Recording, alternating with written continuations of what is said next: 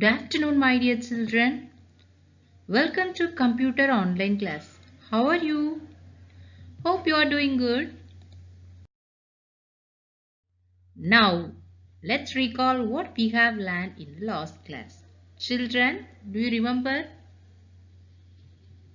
Yes, in the last class we have seen about processing data, right? So, what is processing? Performing calculations or comparing data is called processing. Okay, so what is the processing device used? CPU, right? CPU is the brain of the computer, that is central processing unit.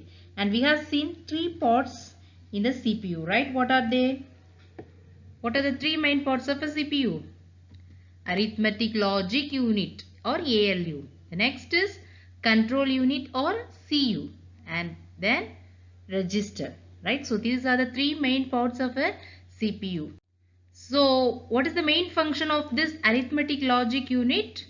It will perform arithmetic operations as well as the logical comparisons. And what is the function of a control unit?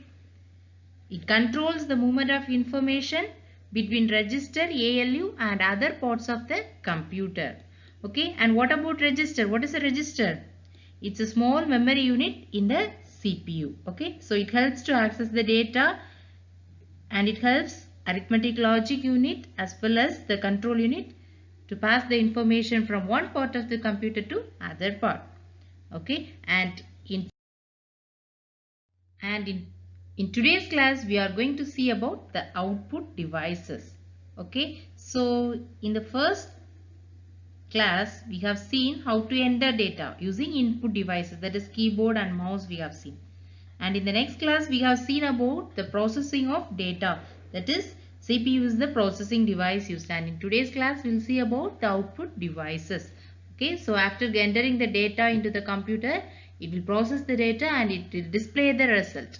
Okay, so let's see the output devices in today's class. Okay, so the result given by the computer after processing data is called output. So what do you mean by output? So after the computer processes the data, it will display the result, right? So this result you will say as output. An output device is used to display the output on the computer. So what is an output device? So an output device, it's used to display the output on the computer. Some examples of output devices are monitor, printer and speaker. So these are some of the examples of output devices. First we'll see about monitor. So you have seen computer monitors, right? What is the use of it? You can see the result displayed on the computer monitor, right? After processing the data, the computer will display the result on the monitor. So this is a output device. Okay, so a monitor is also known as VDU or visual display unit of a computer. So monitor is also known as VDU or visual display unit. Okay, so it displays the result of the task performed by a computer, and you can also watch movies and cartoon films on a monitor, right? Have you watched movies in a computer? Yes, where you can see the output, where you can see the movies. Using keyboard you will see? No. It will be displayed only on the computer monitor. Okay. So output you see on the monitor is called the soft copy. See, in the first class I have explained you the difference between hardware and software, right? Do you remember? See the output, whether you can touch and feel. 2 plus 2 is equal to 4. The computer will display the result on the computer monitor. Whether you can touch and feel that? No, right? So this is a soft copy. Okay, the output displayed on the monitor, it's a soft copy. The next is printer. Have you seen printers? Yes. So this is an output device, right? So what is the use of this printer? Yes, you can use this printer to print out the data that is displayed on the computer monitor. See, in the computer monitor you can only visually see the data, right? You cannot have the hard copy. So if you want the hard copy of that result, you need to print it out. Okay. So printer, what's the use? A printer is used to print the output data that you see on a monitor. This printout is also called the hard copy.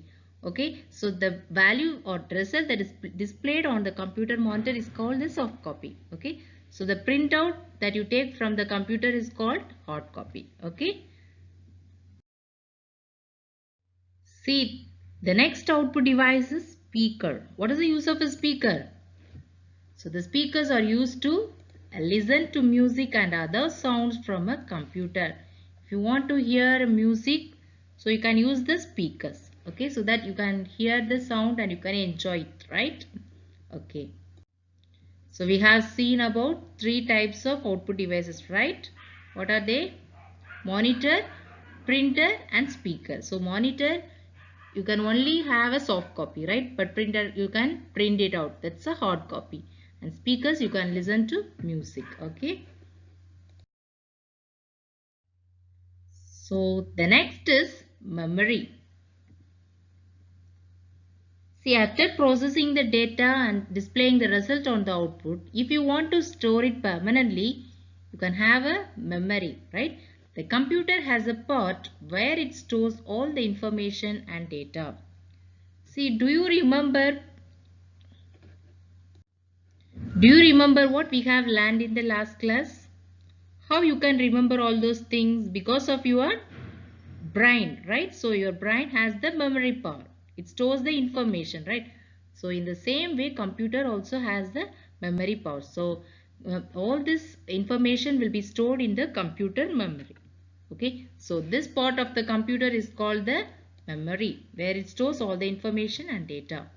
See, you can access this memory and refer to the information stored in it. See, the memory, computer memory can store all the information and data, and you can access the information that is stored in the memory. Okay. So the information in the memory can be changed or erased too. So you can delete the contents in a computer memory or you can edit it. Okay.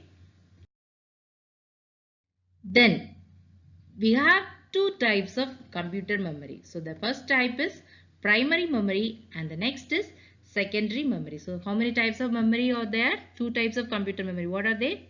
Primary memory and secondary memory. Okay.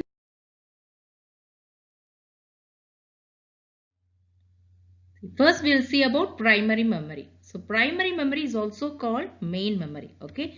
So this primary memory is used when the computer is switched on. See, when you switch off the computer, it cannot be used. It is useless. Okay. So when you open a file, a folder or a program, the computer places it in a primary memory.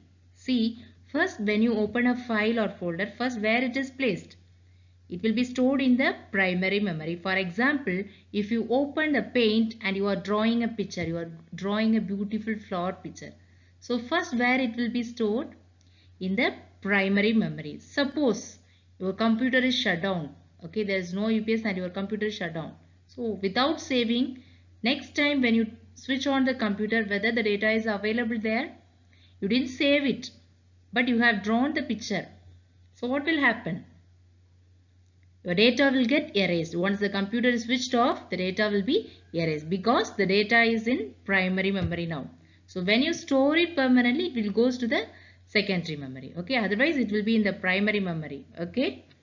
So if you do not save this file and switch off the computer, all the changes you made will be lost. Okay. And this is because primary memory does not hold data after the computer is switched off. So this is the main feature of primary memory. You can store the data. Temporarily you can store the data. When you open a file or folder, it will be stored in the primary memory. But if the computer is switched off, all the data will get erased. Okay. The next is secondary memory. See, why we go for secondary memory? Since primary memory can store data only when the computer is switched on, we need to go for a secondary memory, right? To store the data permanently, we should have a secondary memory. Okay. If you give the command to save the file will be stored in a secondary memory. See, in the primary memory, if you open a file or folder, it will be stored in the primary memory at first, right? If you want to make some changes or if you want to do editing, and after that if you want to save the file or folder, it will be stored in the secondary memory. Okay, so this is usually a hard disk placed inside the cabinet containing the CPU. So this secondary memory is usually placed inside the CPU cabinet. Okay. And the next time you switch the computer on, you will be able to open the saved file again. So when you store the data in a secondary memory, you can able to open the file even after the computer switched off, and again if you turn on the computer, you can able to view that. Okay. So this is the advantage of secondary memory. See, these are some of the examples of secondary storage devices. Can you guess? So this is CD, DVD, and this is pen drive, right? You can store the data permanently here. Whenever you want, you can just insert the pen drive or these devices inside the computer and then you can view it, right? Okay. So you can also store data on floppy disk, pen drive, CD, DVD, etc. Okay. CD full form is compact disk and DVD full form digital versatile disk. So these type of devices are called secondary storage devices. Okay.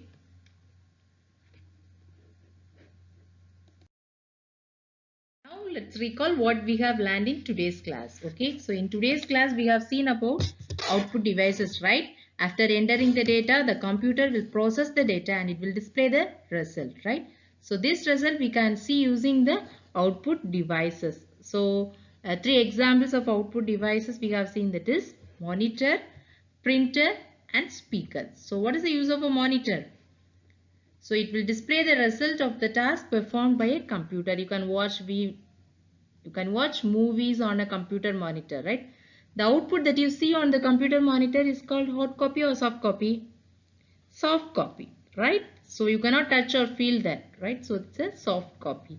So and one more thing, monitor is also called visual display unit, right? Or VDU. The next we have seen about printer, right? It is used to print the output data seen on the monitor. Okay, so the printout is also called, the hard copy or soft copy. That's a hard copy. Okay, and next we have seen about speakers. Okay, it's used to listen to music and other sounds from the computer. And then we have seen storing of data. So we can store the data using memory devices, right? And there are two types of memory we have seen, that is primary memory and secondary memory. Okay, so first is primary memory. So this is the main memory, right? See, when you open a file or a folder, so it will be stored in the primary memory, right? What is the drawback of primary memory? Once you switch off the computer, the data will get erased. If you are not saving that file or folder, you cannot retain it back.